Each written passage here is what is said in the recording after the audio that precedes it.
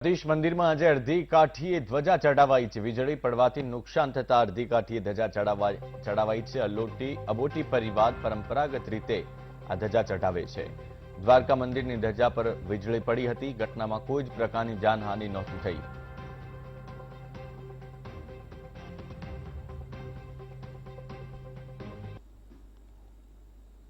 તો અડધી કાઠીએ ધજાને રાખવામાં આવી।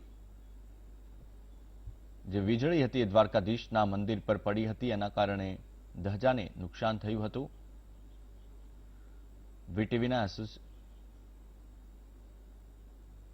મારા સંવાદદાતા ધર્મેશ ઉપાધ્યાય મારી સાથે ફોન લાઈન પર છે। ધર્મેશ, બંને અલગ અલગ તસવીરો પણ દર્શકોને બતાવી રહ્યા છીએ। એક તસવીર જેમાં વીજળી પડી અને બીજામાં અડધી કાઠીએ ધ્વજા ચડાવવામાં આવી। શું કહેશો આપ?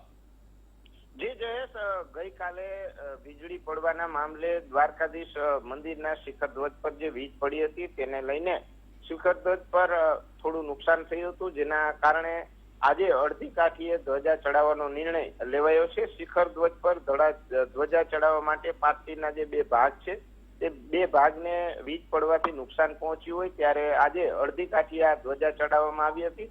અબોટી પરિવાર દ્વારા વર્ષોથી અહીં ધ્વજા ચડાવવાનો જે રિવાજ છે તેમના પરિવાર દ્વારા ચડાવવામાં આવતો હોય ત્યારે પાટલીના ભાગને નુકસાન પહોંચ્યું હોય વીજ પડવાના કારણે, ત્યારે સુરક્ષાના કારણોસર આજે અડધી કાઠીએ ધ્વજા ચડાવવામાં આવી હતી। તંત્ર દ્વારા આ કામગીરી છે તે પૂર્ણ નહીં થાય ત્યાં સુધી અડધી કાઠીએ ધ્વજા ચડાવાશે। સુરક્ષાને ધ્યાને લઈ આજે આ અડધી કાઠીએ ધ્વજા ચડાવવાનો નિર્ણય લેવામાં આવ્યો છે। વર્ષોથી દ્વારકાધીશ પરિવારને અબોટી પરિવાર ધ્વજા ચડાવતા આવ્યો છે, ત્યારે આજે અડધી કાઠીએ ધ્વજા ચડાવવામાં આવી હતી। બિલકુલ ધર્મેશ, તમામ જાણકારી માટે આપનો આભાર।